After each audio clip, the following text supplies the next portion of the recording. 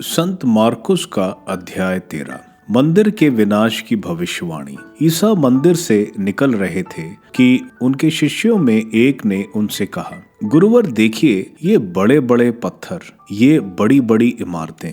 ईसा ने उसे उत्तर दिया, तुम ये बड़ी बड़ी इमारतें देख रहे हो ना? यहाँ एक पत्थर पर दूसरा पत्थर पड़ा नहीं रहेगा, सब ढा दिया जाएगा। जब ईसा जैतून पहाड़ पर पहुंचकर मंदिर के सामने बैठ गए तो पेतरुस, याकूब, योहन और एंद्रेस ने एकांत में उनसे पूछा, हमें बताइए यह सब कब होगा और किस चिन्ह से पता चलेगा कि यह सब पूरा होने का है? विपत्तियों का प्रारंभ। ईसा अपने शिष्यों से यह कहने लगे, सावधान रहो, तुम्हें कोई नहीं बहकाए। कोई बहुत से लोग मेरे नाम लेकर आएंगे और कहेंगे मैं वही हूँ, और वे बहुतों को बहका देंगे। जब तुम युद्धों की चर्चा सुनोगे और युद्धों के बारे में अफवाहें सुनोगे तो नहीं घबराओगे, क्योंकि ऐसा हो जाना अनिवार्य है, परंतु यह अंत नहीं है। राष्ट्र के विरुद्ध राष्ट्र उठ खड़ा होगा और राज्य के विरुद्ध राज्य। जहां तहां भूकंप और अकाल होते रहेंगे। यह सब विपत्तियों का आरंभ मात्र होगा। सावधान रहो, लोग तुम्हें अदालतों के हवाले कर देंगे, तुम्हें सभागृहों में कोड़े लगाएंगे। तुम मेरे कारण शासकों और राजाओं के सामने पेश किए जाओगे, जिससे तुम मेरे विषय में उन्हें साक्ष्य दे सको। क्योंकि यह आवश्यक है कि पहले सभी राष्ट्रों में सुसमाचार का प्रचार किया जाए।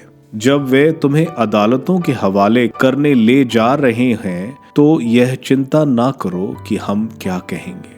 समय आने पर जो शब्द दिए जाएंगे उन्हें कह दो, क्योंकि बोलने वाले तुम नहीं हो बल्कि पवित्र आत्मा है। भाई अपने भाई को मृत्यु के हवाले कर देगा और पिता अपनी संतान को। संतान अपनी माता पिता के विरुद्ध उठ खड़ी होगी और उन्हें मरवा डालेगी। मेरे नाम के कारण सब लोग तुमसे बैर करेंगे, किंतु जो अंत तक धीर बना रहेगा उसे मुक्ति मिलेगी। महासंकट। जब तुम लोग वहां उजाड़ का विभत्स दृश्य देखोगे, जहां उसका होना उचित नहीं है, पढ़ने वाला समझ ले, जो लोग यहूदिया में हों वे पहाड़ पर भाग जाएं, जो छत पर हो वह अपना सामान लेने नीचे उतरकर घर के अंदर न आए, जो खेत में हो वह अपनी चादर ले आने के लिए ना लौटे। उनके लिए शोक जो उन दिनों गर्भवती या दूध पिलाती होंगी। प्रार्थना करो कि यह सब जाड़े के समय घटित ना हो,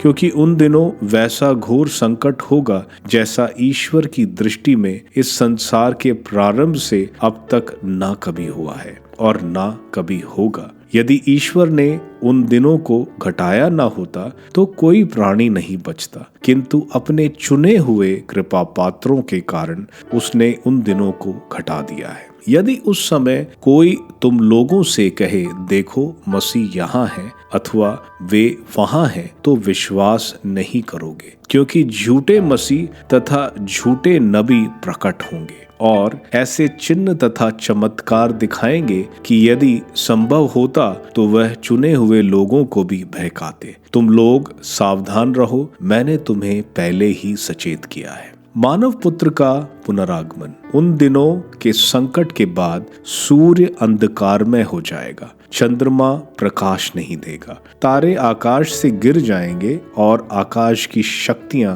विचलित हो जाएंगी। तब लोग मानव पुत्र को अपार सामर्थ्य और महिमा के साथ बादलों पर आते हुए देखेंगे। वह अपने दूतों को भेजेगा और वे चारों दिशाओं से आकाश के कोने कोने से उसके चुने हुए लोगों को एकत्रित करेंगे।